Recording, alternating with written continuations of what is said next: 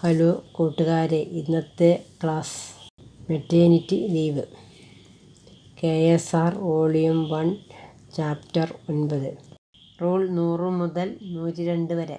AD ഓഫീസർക്ക് 180 ദിവസം വേതനത്തോടുകൂടി ഡെലിവറിക്ക് ശേഷമോ അതിന് മുന്നേ മെറ്റേണിറ്റി ലീവ് എടുക്കാം.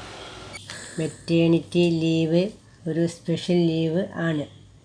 സ്റ്റൈഫൻഡോടുകൂടി ട്രെയിനിങ്ങിൽ ആണെങ്കിലും അപ്പോൾ കിട്ടുന്ന സ്റ്റൈഫൻഡ് ലഭിക്കുന്നതായിരിക്കും.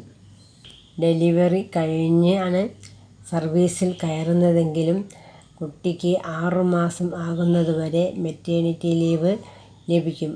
അതായത് ഡെലിവറി കഴിഞ്ഞ് 180 ദിവസം ആവാൻ എത്ര ദിവസം ബാക്കിയുണ്ടോ അത്രയും ദിവസം ലീവ് എടുക്കാം. ജോയിൻ ചെയ്ത് നെക്സ്റ്റ് ഡേ മുതൽ ലീവ് എടുക്കാം. ഡെലിവറി അറ്റൻഡ് ചെയ്ത മെഡിക്കൽ ഓഫീസറിൽ നിന്നും ഡെലിവറി ഡേറ്റ് ഉൾപ്പെടുന്ന മെഡിക്കൽ സർട്ടിഫിക്കറ്റ് മേടിക്കാം. മെറ്റേണിറ്റി ലീവിൽ ഉള്ള ആൾക്ക് വേറെ ഒരു ഡിപ്പാർട്ട്മെൻറ്റിൽ ജോബ് കിട്ടിയാൽ ബാലൻസ് ഉള്ള മെറ്റേണിറ്റി ലീവ് പുതിയ സ്ഥലത്ത് ജോയിൻ ചെയ്ത് നെക്സ്റ്റ് ഡേ മുതൽ എടുക്കാം.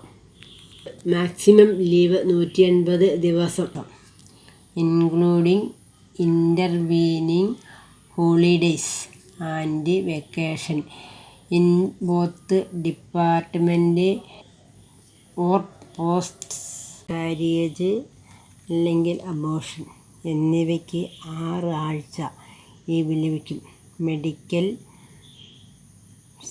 സർട്ടിഫിക്കറ്റ് പ്രൊഡ്യൂസ് ചെയ്യണം. 42 ഡേ ഫോർ അബോർഷൻ. ഹിസ്റ്ററമിക് 45 ദിവസം ലീവ് ലഭിക്കും. 6 മാസത്തെ മെറ്റേണിറ്റി ലീവിന് ശേഷം മെഡിക്കൽ സർട്ടിഫിക്കറ്റിൻ്റെ സപ്പോർട്ടോടുകൂടി 2 മാസത്തിൽ കൂടുതൽ ലീവ് എടുക്കാം.